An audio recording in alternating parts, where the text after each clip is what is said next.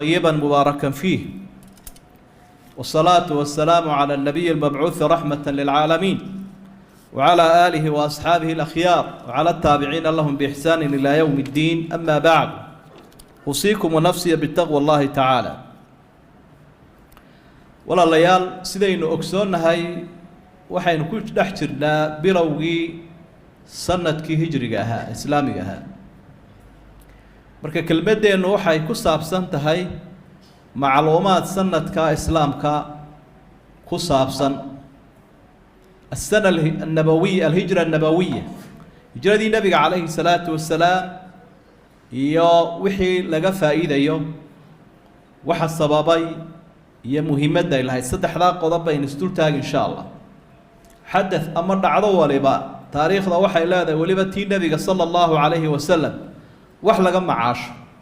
oo laga faa'iideysto ilaahay baana ugu talagalay subxaanahu wa tacaala. nolosheenna aynu wax badan ku saxaynaa xadadkaa dhacay ama dhacdadaasi xigmadda ku jirta ee ilaahay ka lahaana waxbaynu ka fahmaynaa, wixii naga khuseeyana waa ka dhaqan gelinaynaa. qodobka u horeeya waxa weeye asbaabu haadihi lhijra. nebi maxamed calayhi salaatu wasalaam qaxoontigaa uu maka ka galay ilaahay daraaddii uga cararay sababa maxaa keenay? miyuu iska tegay miyuu iska tegay nebigu mise sababaa jiray? sababaa jiray aynu ka soo qaadan doono 5 ka mid ah. sababta u horeysa waxay ahayd reer maka oo nebiga ahaa tolkii sallallahu alayhi wasallam way diideen inay diintii hareeraha qabtaan ay nebiga la hinjiyaan. way iska soo taageen intoodii badnayd. 13 sannadood buu nebigu dacwadda ka dhex baahinayay oo aanu waxba ula hadhin. cadadka raacay uu koobnaa. markii ilaahay uu doonay dowlad islaamiya inuu dhiso kuwana aysa soo taageen waxay noqotay in hijro loo ogolaado nebiga calayhi salaatu wasalaam. agbedelashadu halkaasay ka timi marka u horeeya. marka labaad tahiyatu lmadiina liistiqbaali lmuslimiin. ilaahay wuxuu diyaarinaya dad kale oo fursaddaa iyagu ka faa'iidaysta oo reer madiine ah oo halkay tolkii nebiga dil la baadi doonayeen ee guriga ay gaadh kaga qabteen oo habeenkii ka baxsaday, dad baa sacabo furan iyo durbaano iyo dabaalde ku soo dhaweynayay rasuul sallallahu alayhi wasallam oo reer madiine ah oo lahaa dayaxii wuu soo baxay ee say tirinayeen dee hablaha iyo da'yartu guusha maalintaa la gaadhay. ilaahayna waa ammaanay waladiina tabawa'u daara waliimaana min qablihim yuxibuuna man haajara ilayhim walaa yajiduuna fii suduurihim xaajatan mima uutuu wayu'thiruuna calaa anfusihim walow kaana bihim khasaasa waman yuuqa shuxa nafsihi faulaa'ika hum lmuflixuun. aayadahaasuu ilaahay reer madiina ku ammaanaya. soo dhoweyn keliya arrintu ma ahayna wixii ay haysteen ayay quureenay bixiyeen u siiyeen walaalahooda u soo hijrooday. waa dadku arrimaha lagu kala ayaan badan yihin. arrinta saddexaad waxay nebi maxamed sala allahu calayhi wasalam wa saxaabatuhu lkiraami qad tacaraduu liladaa. nebigii asxaabtiisii dhib baa laga dayn waayey oo wakhtiyadii uu ka soo hijroonayay in yar ka hor dee dhibkii ka soo gaadhay daa'if waynu garanaynaa. nebiga wuxuu is yidhi bal maka ku daashay waxaad u yara bedelataa daa'if oo bariga maka ahayd. halkaasay u soo ururiyeen addoomihii iyo dad waalan ayay nebiga ku sallideen sala allahu calayhi wasalam. waa la shiiday ilaa dhiiggiisii shariifka ahaa oo cagaha gaadhay oo isagoo cararaya uu ka soo firdhaday. taariikhdaad ka akhriyaysa iyo siirada. taasina waa ta keentay inuu nebigu calayhi salaatu wasalaam asxaabta u fasaxo 2 jeer inay halkaa maka iskaga tagaan oo ay xabashida tagaan. xabashida u hijroodo taga buuri intaan madiine loo hijroon. halkaa waxaa ka madaxa nin boqor ah oo aan dadka agtiisa lagu dulmiyaynin oo cadaalad leh, axmed unajaashi oo markii dambe islaamay. taasina arrin waxay ahayd saddexaad oo sababaysa hijrada. taariikhda haddii aad amba siirada akhridana waxaad arkaysaa sidii loo bukaasayay loo balanbalinayay camaar binu yaasir iyo hooyadii iyo aabbihii iyo bilaal iyo cabdillaahi ibnu mascuud khabaab ibnu larat saxaabadii ducafada ahaa. arrinta afraadna waxay ahayd ilaahay baa wuxuu doonay dowladda islaamku inay hesho dal iyo dad. oo dowlad marka la asaasayo waxaynu hijrada ka faa'iidaynaa inay u baahan tahay dawla islaamiya ardiya waa ummad hareeraha qabata oo ciidan u noqota iyo colkii u howlgeli lahaa iyo dalkii marka reer Maka kol haddii ay dowladdii islaamka dalna u noqon waayeen dadna u noqon waayeen ilaahay halkaasuu la doonay mar waloo ciidan la saarayana xataa kii sanadii sideedaad Maka lagu xoreeyna ha ahaadee reer ansaareed baa u badnaa Badar laga soo bilaabo ilaahay taana wuu doonay subxaanahu wa tacaala marka cidda doonaysa dowla islaamiya inay asaasto cidday doonaysaba ha ahaatee waa in ardiyadii loo diyaariyaa dalkii laga asaasi lahaa iyo dadkii haddii dowla islaamiya oo la doonayo aanay dadku taageersanayn waa in la soo gaadhsiiyaa heer la isla fahmo horta dadka ila dadkaa kula dagaalamaya dowladda islaamiga marka dad u dhisayso hadday iyagiiba duminayaan horta ha la soo gaadhsiiyo in la isla fahmo oo la aqoonsiiyo inuu shaygani dan u yahay waana siduu nebigu sameeyey heshiisii u galay heshiiskii caqabadii hore iyo caqabad thaaniya oo reer ansaareed iyo daayartoodii iyo dhallinyaradii iyo salaadiintii uu ku qanciyey dowladdan islaamka inay u dadaalaan arrinta shanaad waxay ahayd alhijratu sunnatun min sunani alambiyaa hijradu waxay ka mid tahay waa dhaqankii nebiyada iyo tababar ilaahay uu soo marinayay iyo waxay darajo ku helayeen dadkana mucallimiin ay ugu ahaayeen nebi nuux baa qaxay oo ilaahay daraaddii u firdhaday nebiyullaahi ibraahim nebi muuse nebi ciise oo caalamka sareba ilaahay uu hijrada u geliyey iyo nebiyullaahi muxamed waa shanta nebiya loo yaqaano ululcasm ee ilaahay uli fasbir kamaa sabara ululcasmi min alrusul u adkayso oo u sabir nebiyadii go-aanka adkaaya ululcasmiga la odhanaya siday u sabreen adiguna u sabir shanta arrimood haddaynu ku soo dhaafno sababaha keenay oo intuba aada arkayso inay gar iyo macquul ahaayeen waxaa ku xigaya 6 arrimood inaynu ka xusno ahmiyat alhijra nabawiya muhiimadday u leedahay hijrada dadka muslimiinta horeysiyo dambaysaba muhiimaddaas waxaa ka mid a waxay ahayd marxalad kala saaraysay marxaladdii hore iyo dacwadda waa nuqla macnaha geedi kala saarayay buu ahaa marxaladdii hore ee dacwadda ee la yidhaahdo alcahdu lmaki iyo marxaladda ama xaaladda labaad ee madiina 13 sare horena qayb baa loo yaqaanaa dacwadda qaybtan dambe 10 sanana ee madiina uu nabigu joogay sallallahu alayhi wasallam iyaguna waa xaalad kale quraanka soo dega kala duwana ahkaamta la jideeyay baa kala duwanayd awoodda la lahaa baa kala duwanayd mid walba 10 laga baranaya labada marxaladood المرحلة العهد المكي والعهد المدني استدرادات بس 13 سنة اسم أمدات والنبي كشري دولة الإسلام كلا لسه يوا دولة ميسان بدن ومدن لبر بلارن يا الصبر يا التربية بوبهانت جيل كذب ومقرن كذب الدياري النبي صلى الله عليه وسلم كل كي مدينة وتجي النبي وحب العبد مركات تشريعي أحكامتي إن أمضى لو صوت شيء wixii qaanuun iyo nidaam noqon lahaa la raaci lahaa waxa ahmiyadeeda kamid ahaa wa sharafuha bi sharafi man qaadaha wa huwa an-nabiy sallallahu alayhi wa sallam marxaladda waxa sharafu ahaa cidda hogaaminayso sharaf badnay wa nabiyullaahi muhammad sallallahu alayhi wa sallam abu bakr uu diiday inuu iska hijroodo ilaa uu nabigu raaco wuxuu isagu u kuurgalay oo sugayay inuu nabiga raaco halka sharafta iyo taariikhda iyo amaanta ka helo markii uu nabigu u weynu hijroonaynaana aad buu barbararay oo uu farxay oo uu qoslay imika ma waxaad igu bushaaraynaysaa inaan ku raaco oo inuu wada hijroono rag baa kaligood iska tagay haabu taasina sharaf bay ahayd waana sababta ay asxaabtu u doorteen inay ka dhigaan mabda'a taariikh al-islaami taariikhda islaamka waqtigii laga bilaabayay inaan dhimashadii nabiga iyo dhalashadiisii midna laga dhigina laakiin marxaladda kala guurka cajiibka ahayd ee isbedelka weyn islaamka u soo kordhay in laga dhigo waxa kamid ahaa ahmiyadeeda sharafu almakan alladhi kanat alhijratu ilayhi goobta loo hijroonayo iyaduna sharafteeda iska lahayd oo markay asxaabtu halkaa tageen qaarkood baa yara xanuunsaday qaarkood baa boholiyo ku dhacdo maka iyo u darsaday markaa nabigu calayhi salaatu wasalaam waa kii qancinay waa kii madiina u duceeyey intee oo daliil ayaa markaad nusuusta dib ugu noqoto ammaanaya reer madiina iyo uxud iyo eriyada markaa halkaasina sharaf bay ahayd waana waxyaabaha amiyadda u sii yeelaya hijrada waxaa afraad oo ka mid ahaa waxyaabaha mugga iyo miisaanka u yeelaya hijrada waqtigii hore hijradu waajib baahay sida arkaan islaamka oo kale ku dhaweydba may gaadhaynine marka qofku hadduu islaamo oo aanu ka soo hijroonin maka dembiilu ahaa dadkana wax lama qaybsan jirin oo uu ka dambeeyey qur-aanka haddaad akhrida aayado ka midana wuxuu ilaahay ku eedaynayaaba kuwa halkaa ku geeriyoodayba oo malaa'igtu ay la hadlayaan laa yastawii minkum man anfaqa min qabli alfatxi waqaatal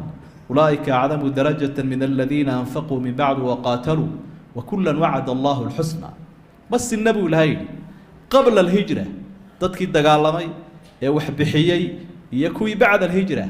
labadaas way kala duwan yihiin kuwa hore ayaa miisaan badan oo ajri badan waxaa ka muuqanaya dowrka ay gabadha muslimadii lahayd islaamka iyo hirgelintiisa ayaa ka muuqanaya umu macbad oo nabiga tabaabushaynaysa sahaydiisana qayb weyn ka ahayd iyo soo dhoweyntiisa iyo asmaa bintu abibakr iyo siday nabiga u anba bixinaysay iyo kaalinta ay ku lahayd sirta haynteeda iyo tabaabushii nabiga doorkooda inay mar walba diinta hirgelinteeda dumarku ka qaadanayeen baa ka muuqanaya hijrada waxaa ka muuqanaya oo hijradu ay noo tilmaamaysaa ana asiraac bayna alxaqi waalbaatil yatakararu wayatajaddad inta adduunyadu joogto legdankaas wuu jirayaa dagaalkaa u dhaxeeya islaamkiiyo iyo kufriga ama xaq iyo baatilka muslimiinta iyo gaalada wuu soo socday rasuulkii ugu dambeeyey rasuulladana wuu helay innagana wayna haysanayaa gaal iyo islaam iyo xaq iyo baatil legdankaasay ku jirayaan waana ta uu nebiga u caddeeyey ninkii waraqatu bnu nawfal la odhanayay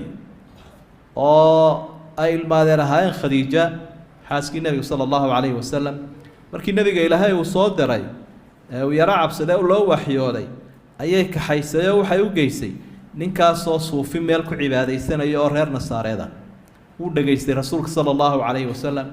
wuu ka waraystay waxa uu arkayo kadibna wuxuu u sheegay wuxuu hi horta shayga aada la timi waa xaq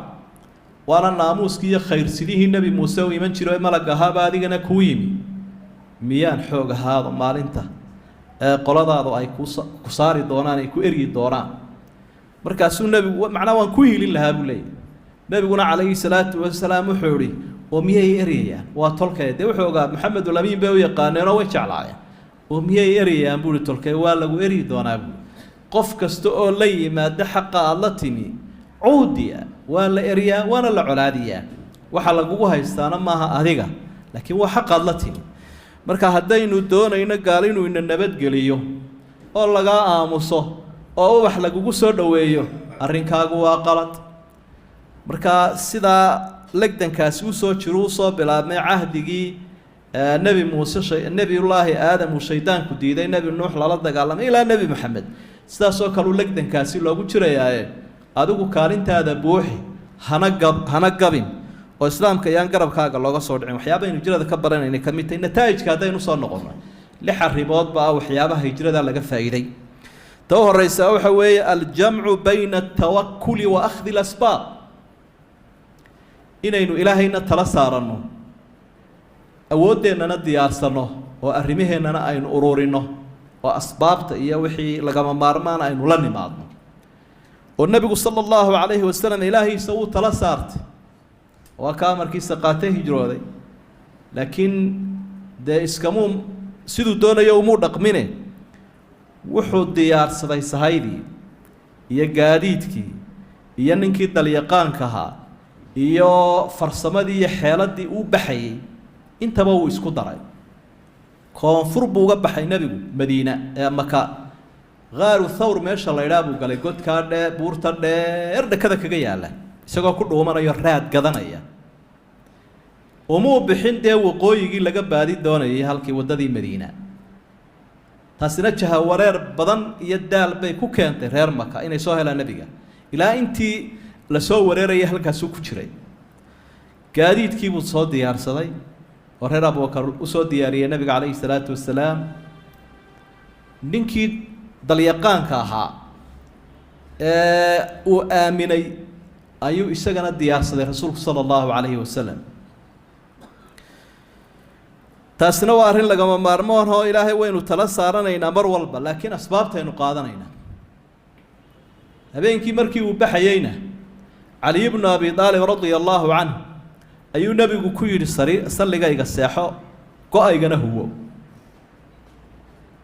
horay buu ka baxay intuu ilaahay iyagii ka indhatiray intuu fogaanayuu godkaa gaadhayay oo dhan cali bay eeganayeen weli wuu hurdaa macawistiisibaa la eeganaya weli wuu hurdaa markay soo yar baraarugaanay daaqadda ka eegaan isagiibaa hurda waagiiba wuu baryay mise waa cali farsamooyinkay ka mid ahay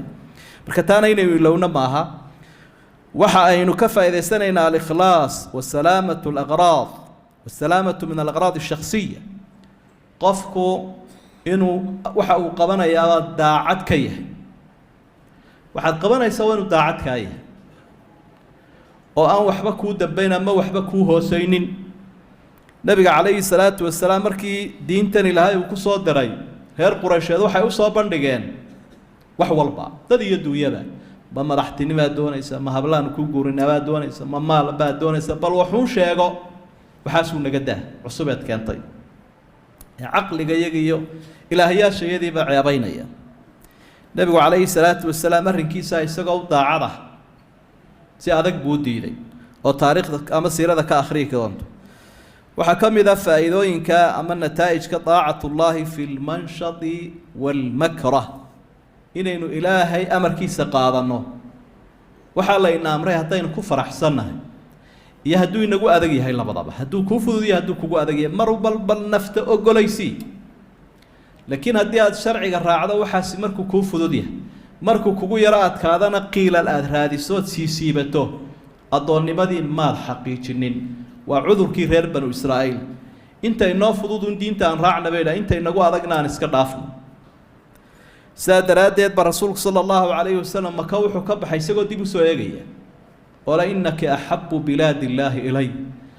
dal oo dhan halkaan ugu jecelahay ee aan ku barbaaray ee aan ku dhashay ayaa tahay makaay kaamana baxeen haddaanay kuwaas iga kaa eriyey naftiisii laakiin wuxuu ogolaysiiyey halkuu ilaahay amray inuu tago markaa sharcigu ma aha naftaadu waxa ay doonayso waa sharcigu waxa uu doonayo inaad ilaahay u daacad ahaato subxaana wa tacaala ama ogolaad ilaahay adeecdo waxaa nataa'ijka ka mid a xifdullaahi liman xafida inuu ilaahay ilaalinayo qofka ilaahay ilaaliya wase ilaahay loo ilaalinaya isagaaba ina ilaalinayeen sharcigiisa iyo amarkiisa ayaad ilaalinaysaad ku dhaqmaysaad hirgelinaysa ixfad illaaha yaxfadk ayuu ahaa xadiid alqudsi xadiidka nabiga laga warinaya calayhi salaatu wasalaam min xadiid ibni cabaas ixfad illaaha yaxfadk ilaahay ilaali wuu ku ilaalin sharcigiisa un ilaali isaguna wuu ku ilaalin markaa waxaynu arkaynaa bushaarana ilaahay wayna siiya wuxu uhi faallaahu khayrun xaafidan wa huwa arxamu raaximiin cid wax ilaalisoo naxariisata ilaahay baa ugu weyn tab iyo xeelad waxay qurayshi lahaayeen dhagaxay rogeen markay meel walba soo mareen afarta jiho waxay isdul taageen godkii uu nebigu galay calayhi salaatu wasalaam isagii abubakar hoosun baanay u eegine hareerihiisoo dhan way mareen abubakar waa kii nebiga la hadlaya calayhi salaatu wasalaam ee lahaa mid iyaga ka mid iha hadduu cagaha hoostooda ego wina arkaya ee uu nebiguna ku lahaa sala allahu calayhi wasalam maa danuka yaa abaa bakr biithnayni allahu haaliuhuma maxaad abubakara u malaynaysaa laba ilaahay uu saddexaynayo ha u baqin ilaahay baa ina wehelinaya halkaasay ugu tegeen lama soo helin ama ha la yidhaahdo xayawaan iyo caaraa tegay ama wax kasta ha la sheego laakiin waa ilaalin ilaahay buu nabiga calayhi salaatu wasalaam raggii isdul taagee soo helay waxaa ka mid ahaa suraaqatu bnu maalik intii aanu islaamin nin xariifa buu ahaa fardafuula wuxuu soo helay warkii nebiga calayhi salaatu wasalaam markii dambuu baxay isagoo dariiqa madiine sii haya intii laga qustay kadib ayaa qolo sahani u sheegtay oo siduu daba cararayay buu isdul taagay ilaahay baa ka qabtay nebiga waa kii faraska dhulka la galay 2 jeer ama 3 jeer buu dhulka galay faraskiisu sidii buu kaga hadhay nabiga calayhi salaatu wasalaam kuna ictiraafay waxaynu ku bushaaraysanaynaa markaa rabbi subxaanahu wa tacaala ilaalintiisa mid ka weyn inaanay jirin cid aynu u ciirsanayno aynu magan galayno aynu hoos galayno inuu isaga noqdo rabbi subxaanahu wa tacaala isha cadowga jiniyiinsi midna ku arki maayo haddaad ilaahay u ciirsato oo aada magan gasho qul acuudu birabbi nnaas qul acuudu birabbi lfalaq intee jeer baa ilaahay una faraya inaynu isaga dayrano وأنه معين يا مجنب يستجاب نقرنا وأنه معين سنة سبحانه وتعالى وحن نتائج كم إذا من ترك شيئا لله عوضه الله خيرا منه قفك وح وتعلي إلهي درادي وداية إلهي نوح أبدليا وحي سوحك خير بدن صحابة رضوان الله عليهم نبي أصحابت وحي كتجن دلكودي ددكودي دنيا دودي وحلا وحي كسو تبعين إيه الكيس ما كحيس النبي أدون كيس ما قاضني دلكي وسلا وشعلا وكاسو وكتجن لكن إلهي الكاسو بدل القرآن كناو ديك جور رمي ومدرسة وسول وين يسد آذو شعل دل وناكسن يدد وناكسن يدنيا تيهرب كبضا يعيس يشرف يقول يقبل نمو أيه هلين مركا ريمو كلك كوات كذا ميسانته وحاد قياس يسمحوا إلى هاي الدنيا محو إلى هاي رالي كيه وحو إلى هاي رالي كيه هم بضرمينيس كاسم بأكت هذا كوين وحدونيس وحك خير بدن بانات هلي سدا سانوها النبي الله إبراهيم ومركوري إني مهاجر إلى ربي أنا أقول إلهي حقي سانو هجرون إياه تدلكي وكي مالك في عم بإلهي كانوا كعبة بودس سدا درادت بمركو إلهي لها اللي الصحابة وحو إلهي باوحو إن يعلم الله في قلوبكم خيرا يؤتكم خيرا مما أخذ منكم هدو إلهي قلبي إن خير كوغ هذا قلوبتو إلهي أخريايه وحي الله إذن كلها رأي وحكوا ناكسن أيو إلهي دي سين دورا بشاردنا إلهي وأو حقيقي وقدام بينتي أرنت اللي حاذا النتائج أما وحيابا لقى فايدة كم إذا وحا أي نقنيان أما كم إذا مما يحقق الهجرة مما يحقق هوية الأمة واستقلالها هجرة وحكا صوب حي تاريخ حقيقي نيسوهر قلينيس هوية أما أبترسيمة أمة إسلامك أمة وحيابا هوية ذو الشيء وحكمنا أما عدة أيهين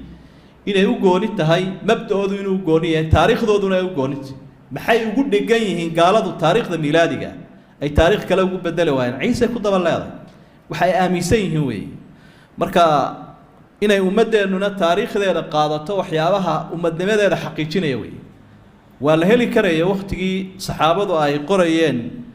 taariikhdan hijriga bilaabayeen inay ummadaha kale taariikhdooda qaateen way diideen waxay dooneen taariikh iyaga u gaara oo istiqlaaliyadooda iyo inaan cidaba socod u hayn cadaysa kadalik sidoo kale markuu nabigu sallallahu alayhi wasallam ummadda adaanka u jideynayay waxyaabo badan oo ummadaha kale ay isugu yeedhaan cibaadooyinkooda la soo qaaday caroogii baa la soo qaaday yahuuda iyo dawankii nasaarada intaba u diiday nabigu alayhi salaatu wasalaam marka qaadashada aynu qaadanay ummad kale taariikhdeedii waxay sheegaysaa tii asxaabtu inoo jideeyeen iyo hubiyadii islaamka inaynu dhaawacnay waana sababta la inoogu qasbayo ila leeyahay maalinta yahuuda ee sabtida qaata maalinta nasaarada axadda qaata maalinta jimcaha ummadda islaamka iska weydaarta taariikhdiinii ka tago tan kale miilaadiga islaanta miyiga haddaad weydiisaa tidhaahdo taariikhdii miilaadigu imise ahayd august iyo sebtembar iyo november bay ku kala sheegaysa iyo 19 iyo 14 midhan bay ku akhriyayaan إلى لمبرهودي بيدك قيبسين في صومالي قودينا ويكتجن في عربي قودينا ويكتجن وحصل وحي شيء يعني وأمضها مركز لقى أتكاضه الرمها لقوا مقوليا ذا كميتي لحلا الرماد بين كسو كوبي كرنا وحيابا تاريخ ذا هجري قال لقى معاش كروا قيب كبيضهم وسصورنا هنا إذا مركز وحى مهمة هنا إنه قرنا دعوين كي نبي محمد صلى الله عليه وسلم كلها نتعلم منها دروس عشرين وكوا ضبرنا هنا